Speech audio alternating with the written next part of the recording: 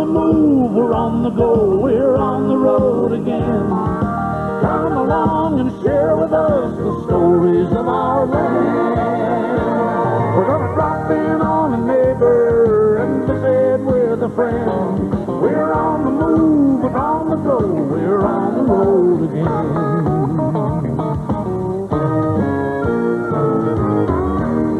Tonight in Newfoundland, the scientist and the sculptor, a friendship forged in bronze. In New Brunswick, a singing shoemaker's recipe for happiness. Opera, open my mind and my heart.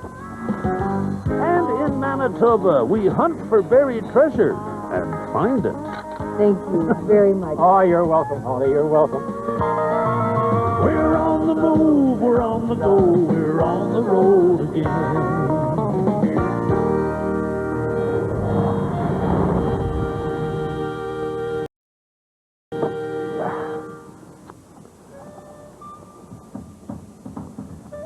Looking for these, Sonny? My keys. Yeah, that's why they call me Digger Joe. Well, thank you, Digger Joe.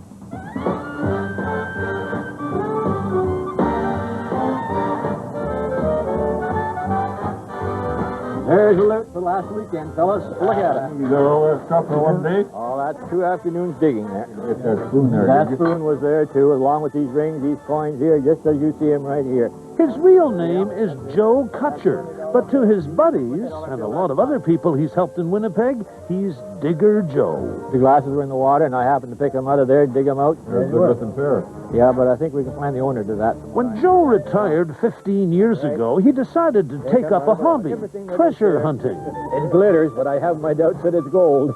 Now at 81, that hobby has taken over his life. There's no dull moment. I'm more active now than I was when I was working. Pick any day of the week, and you'll find Digger Joe scouring the city's playgrounds and boulevards, beeping for buried treasure. A spot like this is where the mothers and the fathers bring their kids. The mothers that lose the rings and the fathers lose the coins. Good sound right there. With the help of his trusty metal detector, Joe unearths all sorts of things. You hear something that's in the ground, or curiosity's got the best of you, so you dig it up. Sometimes you find some good stuff.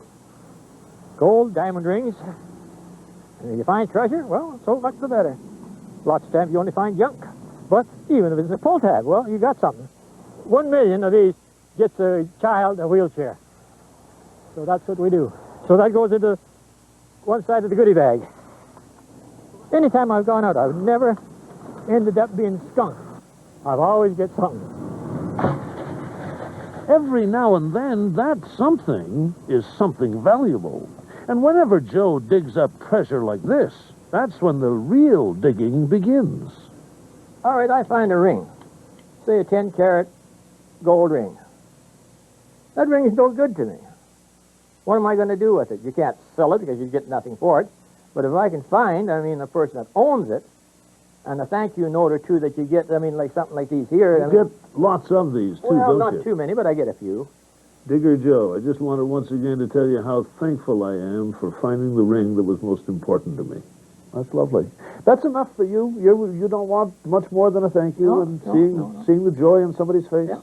I get the pleasure of going out there doing it. And if I get lucky and find something for somebody else, well, okay. I couldn't believe it.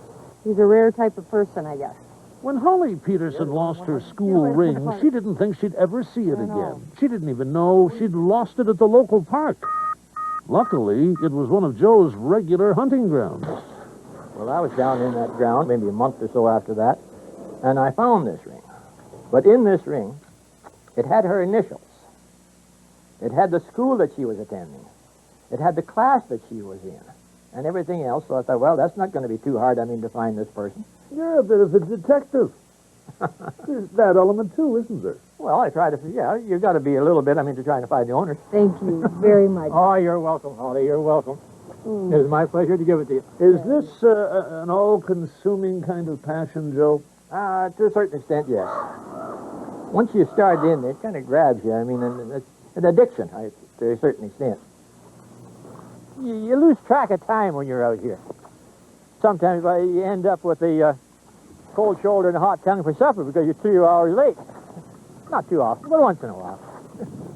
Over the years, Joe's amassed a small fortune and a huge collection of loot.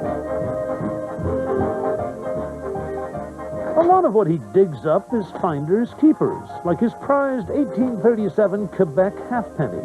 The stuff he doesn't want, he gives away to charity. And all the while, he's playing Sherlock Holmes.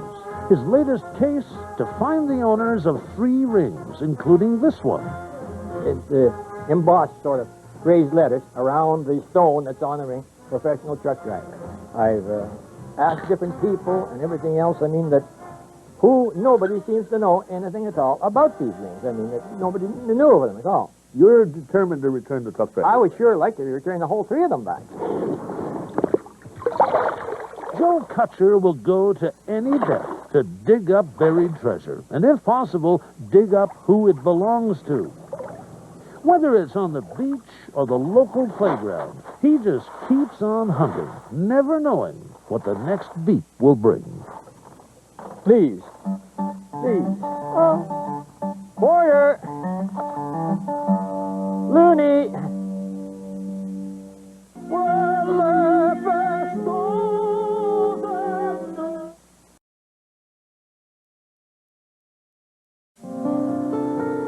You know, these boots have been with me on the road for 10 years now, and the inevitable has finally happened, a tear in the leather. But luckily for me, this is Moncton, New Brunswick. There is a shoemaker in this city who people have been going to for almost 30 years now, and for good reason. Not only will he fix your boots, he'll throw in a little Italian opera to boot.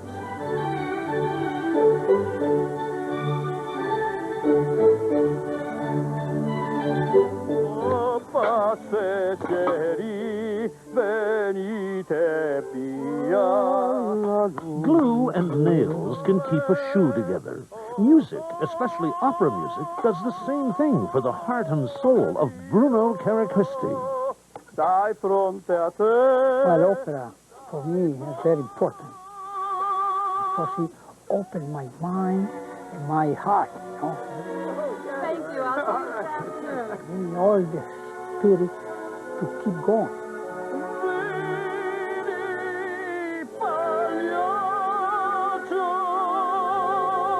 The story of Bruno and Carla Carracristy could itself be out of an opera. Half a century ago, half a world away, they grew up in a little town in northern Italy and fell in love when they were still teenagers. Long before shoemaking, Bruno and Carla worked together at a local pasta factory. Carla starts 8 o'clock in the morning. I start 9 o'clock. Spaghetti. Carla made spaghetti, I made lasagna. No lasagna, it's different. Fettuccine. Were you singing back then, Bruno? Well, yes. Yes, everywhere. Everybody know Bruno.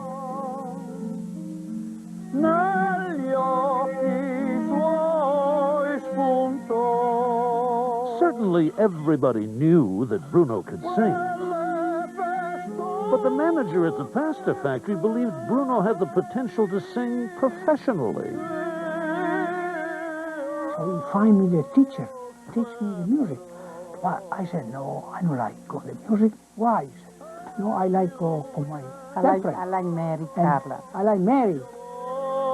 You gave up a singing career for the love of this woman. That's all right. But I enjoy it this way. In 1952, Bruno asked Carla to marry him. They started a family and set out to make a career in shoemaking. That pursuit took them halfway around the world and eventually brought them here to a little shop of their own in Moncton, New Brunswick.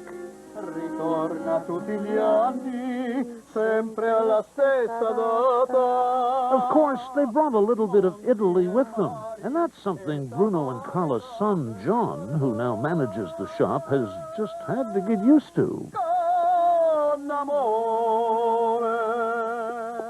It used to be somewhat embarrassing. It is different. Not too many people have a shop and they'll sing their heart's content. But like we're used to it. So now we don't pay too much attention to it. Are there customers in the shop when you sing? Sometimes, yeah. Yeah, you don't mind that? Oh, no. Che allo sbocciar del mandorlo è tornata, ritorna tutti gli anni, sempre alla stessa data, monti e mari e savarca per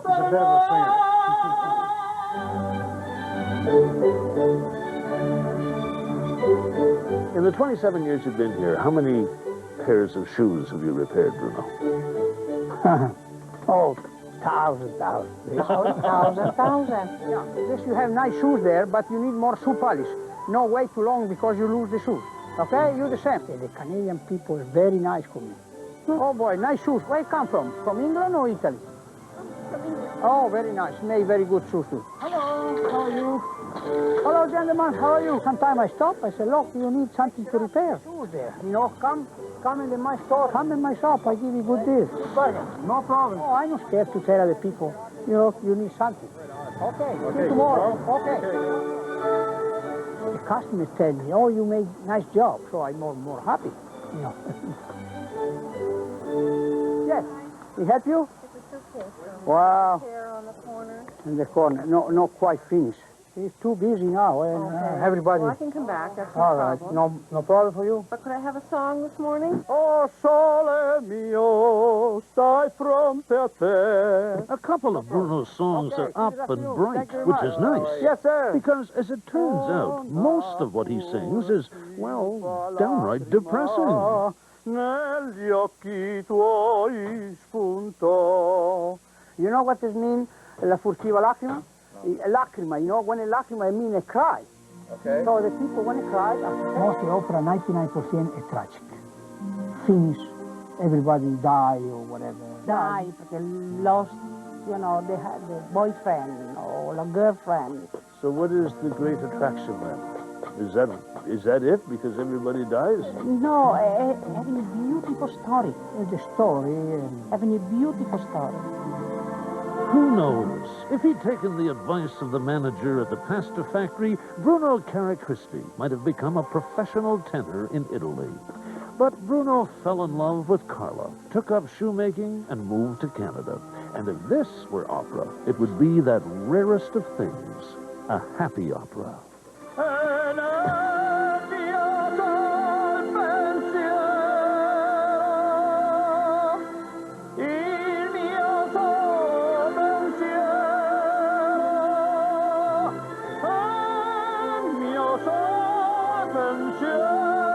Sei tu,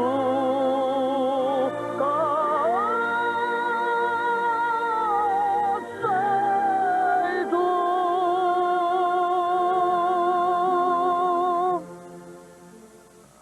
That looks pretty good, Ron. Okay.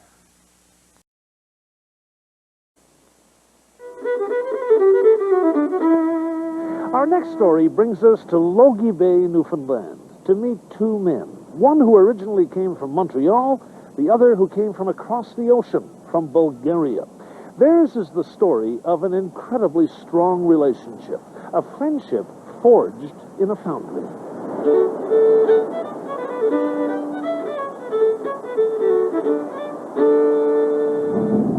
So what do you think the temperature is now? Anywhere between 2030 and 2050. It's a chilly morning in Logie Bay, Newfoundland. Okay, that's great. Okay, risers. But for sculptor Luban Boykov and his close friend John Evans, Go to work. okay, it's hot and getting hotter. Inside their greenhouse, there's an unusual combination: flourishing plant life and an industrial foundry. Yeah, you ready? Ready, yeah. Let's go. Okay, let's go. This is where John and Luban prepare for the most crucial moment of their day, Let's go. pouring molten bronze for a new sculpture. Pouring of the metal. Oh, that's such an exciting thing. I wouldn't give it up for the world. That's enough? Enough? Okay, hold it now. Let me get the... Just hold it so it doesn't twist. John has a term for it. I call it skydiving for geriatrics. Okay, up a bit? Well, there's a lot of tension. Oh, okay, we're going. You know, it's like getting up in the airplane and you're jumping out and you're coming down, and Gently. when you land on the ground is when you finish that pour. Whoa, you know, it's just a release. It's just wonderful. Ooh. That's it. Okay, down. Lubin and John have known each other since 1990. That's the year Lubin, an artist from Bulgaria, defected to Canada. A few weeks ago, we told you about a problem at Newfoundland's Gander Airport. Gander has become a popular stop for people who want to claim refugee status. For most of the refugees, defecting was a simple matter. As their planes refueled, they just walked off. But for Lubin, his wife Elena, and their 2-year-old daughter, it was a nightmare. We were not allowed to leave the plane, so we engaged into a fist fight with them. Who tried to stop you on board the Oh, everybody, the stewardesses, the pilots, the flight attendants, everyone. Like they were pulling my 2-year-old daughter out of my wife's hands, and it was just unbelievable. While Lubin was fighting for freedom, John's life was also changing. For 25 years, he'd been a biology professor at Newfoundland's Memorial University. I was interested in environmental biology, and the thing that it taught me was that most of our environmental problems are caused by science. So I was getting alienated from my own profession as a scientist. John decided he wanted to get involved in the arts. Okay, can you hold it? I'll hold it. You look at it. Okay. He'd heard about the Bulgarian refugees who were now living in Newfoundland. Okay, hold it there. Many of them were artists. So in 1990, John organized a show for them, and that's when he first met Lubin. Okay, that's good. I was introduced to this tall, kind of grim-looking fellow. And tilt it forward a bit. And I said, how'd you like a little bit of money to buy some materials to do sculpture? And he said to me, are you crazy? I said, yes, I'm a little bit crazy. And big smile, he said, okay, that's fine. That was it. And so the unlikely partnership between the artist and the scientist took root. There's a story that comes out of India that if you see a man in the water and you throw him a rope and pull him in and save him, you're responsible for him for the rest of your life. Now, I'm stuck with him. Well, isn't it just a nice guy to be stuck with, isn't it? Keep going. Both men gained a lot from the relationship. Okay. Let this one go. No, just keep going. Keep going. Well, notice you keep going, I have to remove this piece first. John had a chance to learn about the process of bronze sculpting, and Lubin had a much-needed benefactor. All they needed now was a foundry. Lubin was moaning, and he said, you know, I'm a sculptor, and I like to work in bronze, and I can't work in bronze because I don't have a foundry. I said, well, let's build a foundry. That's John's version. You have a different one? Lubin said, don't be so stupid, John. You can't build a foundry. That's impossible. That was the moment that I decided, okay, this is going to be done. Nothing will stop me. So with John's scientific and technical wisdom, combined with Lubin's experience of foundry work, they decided to build their own in a greenhouse. All through my career, I've been trying to develop technologies which don't offend the environment. It is a real challenge because foundries are usually smoky and dirty and full of grime and dust. And as you can I see tell, no dust on the leaves of these plants. well, if plants are surviving 5 feet away from the melt furnace, Yeah, it's magical. okay, that's good. As the foundry grew, so did their friendship. Okay, that's it. Not that there weren't some stormy moments. Okay, now you go on the other side now. He nags me. Nag? Oh, he nags. He nags me and bucks me. You wanted about in that position? Yeah. Okay, can you hold it? Yeah. Do you actually yell at each other? Oh, yeah. Two people with huge egos are bound to clash every now and then. That looks pretty good, Ra. Okay. We go like two bulls. Boom! Like that. Roar and scream and yell. And then back off and think about it a while. So have you chosen a couple? I mean, are you just bringing in the one? Just the one. No one knows better about the relationship between John and Lubin than their wives. Margot, and Elena. Go for a walk up in the woods and relax. Sure. How about you? Let's go. What do you think? I We'll don't know. both sing in the garden. I think we'll stay and have a little walk. Having a chat. Yeah, Yes. and finish our tea. Their relationship is so strong. They get so angry at each other and yell at each other and scream at each other, and they feel totally safe to do that. Oh, boy. Come on. It is something very special. It is. You should cut this one down, John. You can feel the love And behind then, the that's yell right. and the They scream. always end up with hugs, and they have a very strong, Very unique. very unique relationship. Come on, doggies. For John Evans and Leuven Boykov, meeting each other has meant more than just becoming close friends. It's given each man a new direction in life and the means to create some beautiful art. Leuven's sculpture are his creation. They're his children. And I was participant in giving the world this lasting, beautiful things. Wow. Do you wake up some mornings just saying, I still can't believe it? No, well, I don't have to wake up. I do that all day. I can't believe it. Yeah, how many times a day? I keep saying that. Well, it's nice to have you in our country, in your country. Nice to be here in my country now.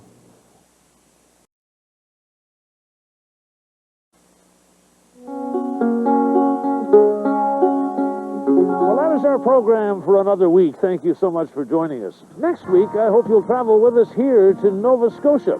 We're going to meet a blacksmith by the name of Lauren Fraser, who specializes in making bells, oxen bells. Even when I was a kid, I wanted to make bells. It's just something about it. It's like I always say, a kid opening up a present at Christmas time. When I break open that clay pot, I'm anxious to see what that bell is going to turn out like. Are they different than cowbells? Yeah, a cowbell is an ox bell that didn't make it. The Bells of Mahone Bay, next week when we're on the road again. I'm Wayne Rosstead. Hope to see you then. Good night from Nova Scotia. There you are, fellas. That's yesterday's recording glue. Let me see those. Oh.